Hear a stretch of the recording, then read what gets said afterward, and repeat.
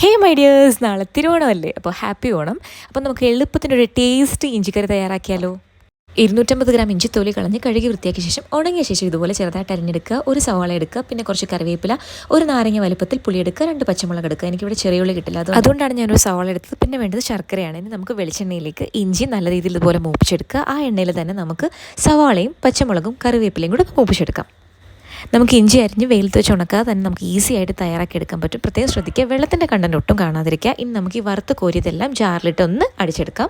അത് ഒരുപാട് അരഞ്ഞു പോകരുത്, ചെറിയ തരിതരിപ്പായിട്ട് തന്നെ അരച്ചെടുക്കുക. അതായത് ഇതുപോലെ അരച്ചെടുക്കുക കേട്ടോ. ഇനി ഇഞ്ചി വറുക്കാനെടുത്ത് വെളിച്ചെണ്ണയുടെ പാതി എടുക്കുക, അതായത് ഒരു 3 ടേബിൾ സ്പൂൺ എടുക്കുക. അതിലേക്ക് കടുക് പൊട്ടിക്കുക, വറ്റൽമുളക് ഇട്ട് കൊടുക്കുക, കറിവേപ്പില ഇട്ട് കൊടുക്കുക. ഇതൊന്ന് പൊട്ടി വന്ന ശേഷം നമുക്ക് ഫ്ലെയിം ഒന്ന് ഓഫ് ചെയ്തിട്ട് നമുക്ക് പൊടി ഐറ്റംസ് ഇട്ട് കൊടുക്കാം. ഫ്ലെയിം ഓഫ് ചെയ്യുന്നത് പൊടി ഐറ്റംസ് ഒരുപാട് കരിഞ്ഞു പോകാതിരിക്കാനാണ്. ഇനി നമുക്ക് പൊടി ഐറ്റംസ് ഓരോന്നായിട്ട് ഇട്ട് കൊടുക്കും. 1 ടേബിൾ സ്പൂൺ മുളക് പൊടി, 1/2 ടേബിൾ സ്പൂൺ മല്ലിപ്പൊടി, 1/4 ടേബിൾ സ്പൂൺ മഞ്ഞൾപ്പൊടി, പിന്നെ കായപ്പൊടിയും കുറച്ച് ഉലുവാപ്പൊടിയും ഇട്ടിട്ട് ആവശ്യത്തിന് ഉപ്പ് ഇട്ട ശേഷം നല്ലപോലെ ഒന്ന് യോജിപ്പിച്ച ശേഷം ഫ്ലെയിം ഒന്ന് ഓണാക്കി കൊടുക്കുക. ഇനി ഇതിലേക്ക് പുളിവെള്ളം ഒഴിച്ചു കൊടുക്കുക. ഞാൻ മുഴുവൻ പുളിവെള്ളം ഒഴിച്ചിട്ടുണ്ട്. നല്ലപോലെ വഴറ്റിയ ശേഷം 1/2 ഗ്ലാസ് തിളച്ച വെള്ളം ഒഴിച്ച് നല്ലപോലെ മിക്സ് ചെയ്ത് നല്ലപോലെ തിളച്ച ശേഷം ഇതിലേക്ക് നമ്മൾ പൊടിച്ചു വെച്ച നമ്മുടെ ഇഞ്ചിയുടെ മിക്സ് ഇട്ട് കൊടുക്കാം.